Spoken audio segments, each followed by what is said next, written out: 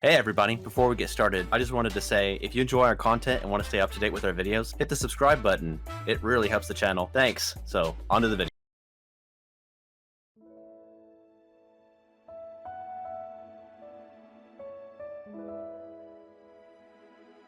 After the ascension, Wooglamot takes time to thank all of her supporters and friends. Afterwards, she tells you once more she wishes for you to stay in Tuliyola with her. You give her no real answer, but she says she will always have a place for you here. She also rewards you with a pass for the bridge leading to the northern continent, Dawntrail. Everyone discusses what plans they have next. Alize and Alphano believe they have more to learn, so they are staying in Tural. Kral wants to learn more about the Golden City, so she is staying to learn more as well. Arenville wishes to visit someone before he heads back to Sharlayan. He suggests that the two of you should travel together, as he can now show you the northern continent while he goes home to visit his mentor. Then everyone goes their separate ways. Wooglamot vows to be friends with you forever.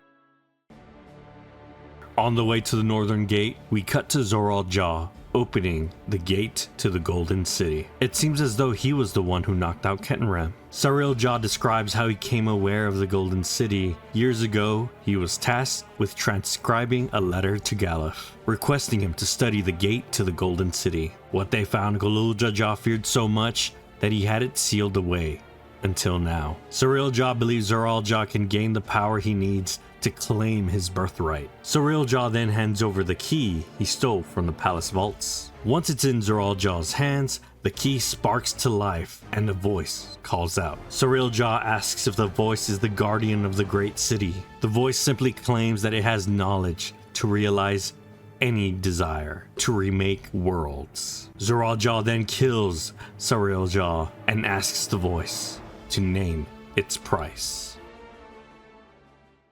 We then cut back to you in Arenville as you cross the northern gate and enter the continent of Jacques Tural.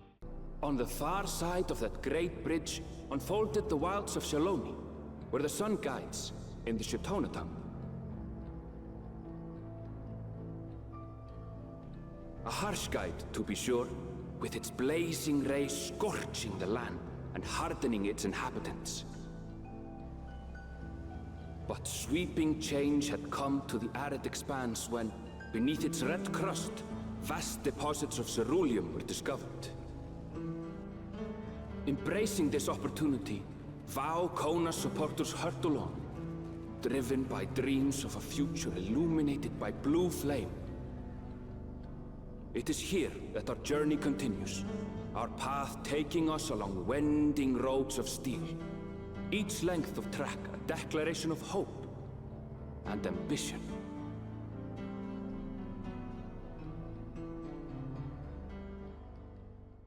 Arenville's plan is to take the railroad from Shaloni to his homeland, Yasolani. Recently in the area, there's been a chain of earthquakes. The Roanoke that transport citizens have been acting strangely due to this, and this is also affecting other wildlife in the area. But the handler says a merchant should be returning soon with one of his more stable beasts. While you wait, you stay at a nearby settlement. As you arrive, you witness a young man arguing with what seems to be a protector of the peace. Apparently, this young man believes his friends were falsely imprisoned and wants them freed. The older man he's arguing with is the deputy chief of the Dust Watch, the local law enforcement. He claims the young man's friend pointed guns at him, and while they were being investigated, it was revealed they had committed larceny. They will not be freed. The young man doesn't like his answer and is about to do something brash before he is stopped by Estinian. He suggests he withdraws for now before things get worse. The young man takes his advice and leaves the area. Estinian approaches, surprised to see you. He explains that he is simply just wandering around exploring. Galul Jaja paid him handsomely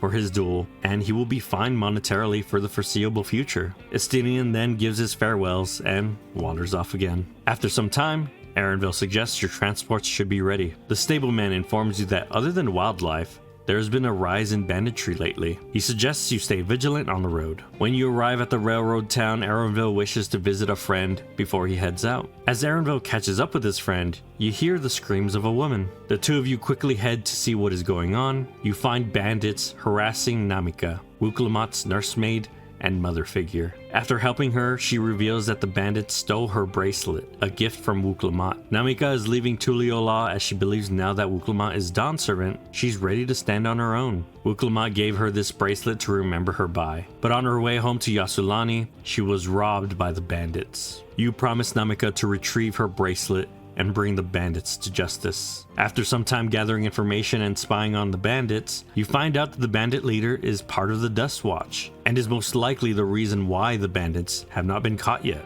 In order to avoid an all-out fight against the bandits, Erenville comes up with a plan to steal the bracelet back. As the bandits are being distracted, the leader comes out to see what the commotion is. The leader is the deputy chief of the Dust Watch, and he is carrying the bracelet on his person. Erenville's plan is successful in dispersing the bandits and leaving their leader alone. But as you're about to approach him, a familiar voice screams for help from a nearby building. His name is Zekawa, the young man from earlier. He continues to beg and yell for help, causing the deputy chief to take notice and escape. Afterwards, you release Zekawa from capture. Once you all get caught up in the situation in Shaloni, Zekawa has a plan. He knows how the stolen goods are being transported. They are being stashed in fake casks of ceruleum and crossing the border to the black market. Zekawa then baits the deputy chief into the center of town and gathers everyone's attention. Erenville then walks up with a secured fake ceruleum cask and reveals a stash of stolen goods, some even being recognized by the locals. Erenville claims to the town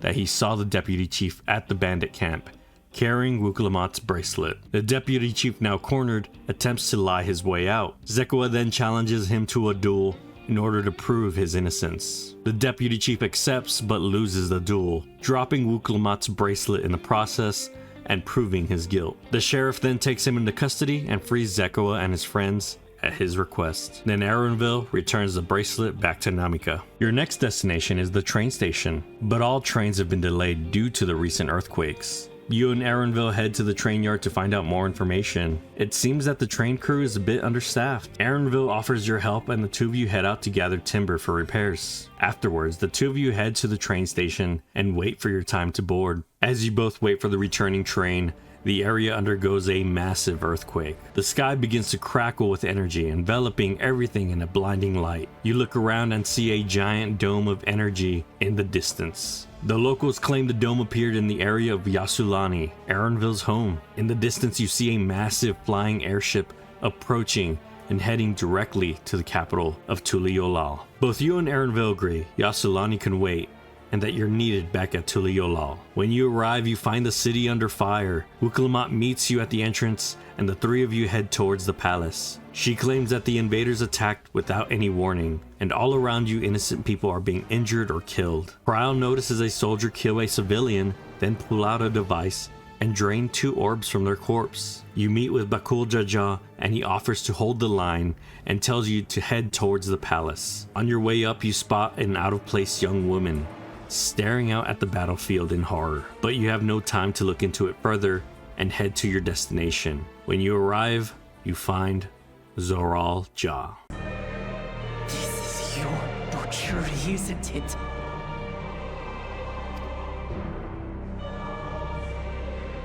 My demand is simple.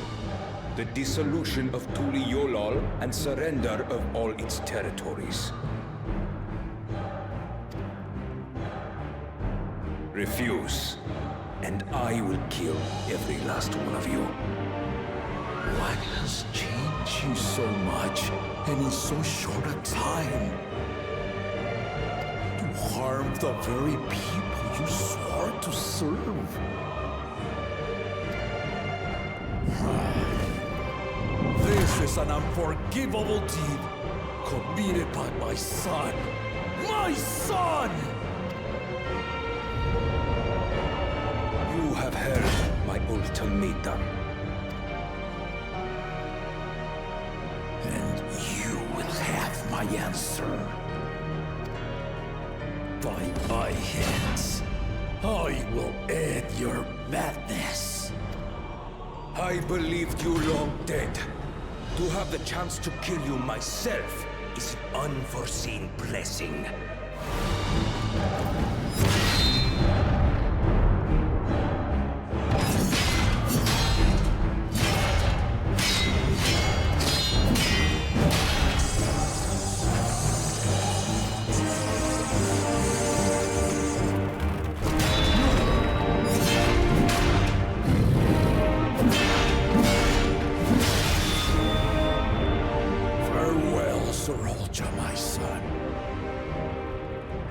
forgive me.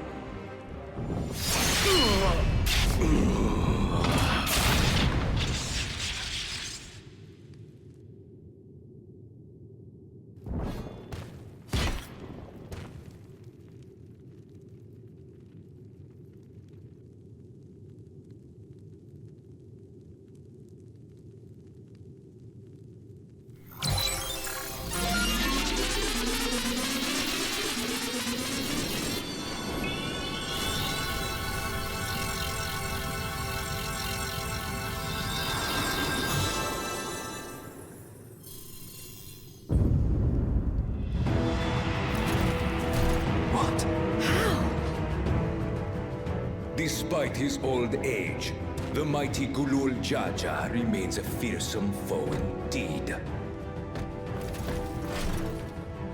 You retain the vitality of two souls, despite the passing of one.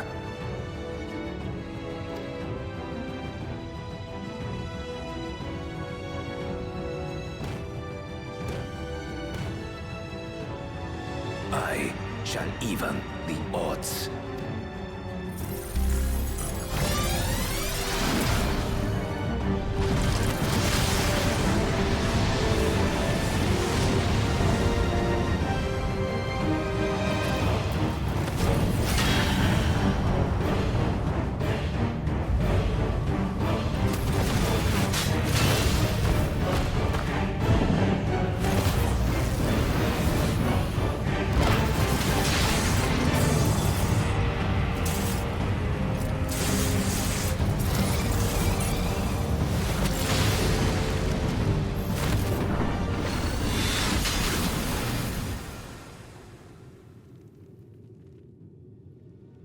Papa?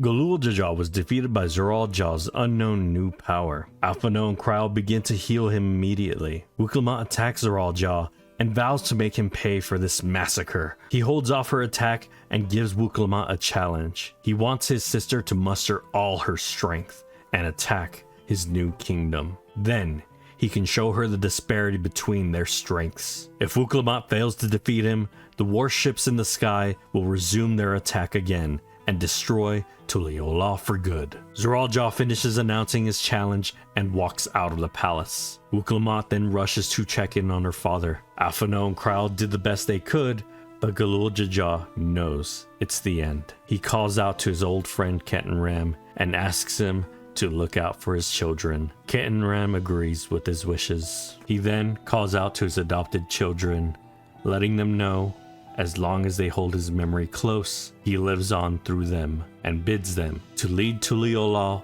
to a brighter future. Gulul Jaja passes away.